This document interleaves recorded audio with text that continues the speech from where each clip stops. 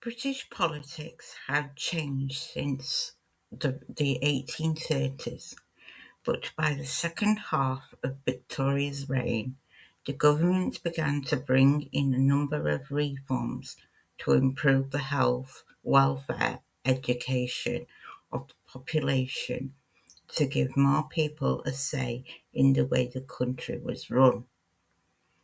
These changes were partly brought about by the reforms within Parliament, but also as a result of pressure from outside organisations. This period was dominated by two political leaders, the Liberal William Gladstone and his Conservative rival Benjamin Disraeli. As industry grew, more and more working people joined groups called trade unions. They challenged employers and the government, demanding better pay, shorter hours, and safe places to work.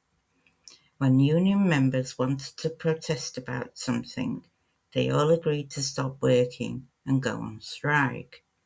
Until 1825, it had been illegal to belong to a union, but as the unions grew bigger and more powerful, the government had to take them more seriously. Gladstone's predecessor, John Russell, had been trying to introduce electoral reforms for years, but the issue split the party and toppled from power in a bid to gain popularity for his party. Disraeli pushed the new Conservative government to put through their own reforms. The resulting 1864 Reform Act gave more men and the vote and also doubled the electorate to around 2.5 million.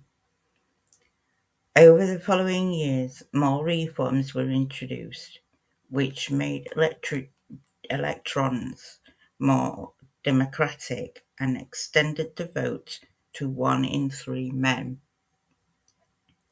As more people gained the vote, the old system of government was shaken up.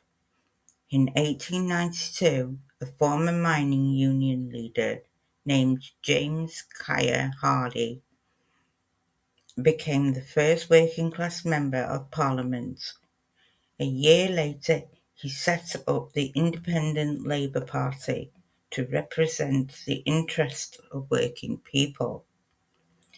This new third party later developed into the modern Labour Party. In 1867, a Liberal MP, John Stuart Mill, tried to get votes for women included in the Reform Act, but he was defeated. Several women's groups were disappointed that the reforms didn't go far enough, so they stepped up their campaigns for women's suffragette, the right to vote.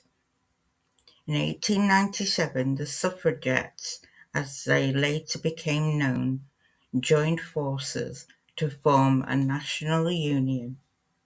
They fought hard and gained massive support, but it wasn't until 1918 that women finally won the vote.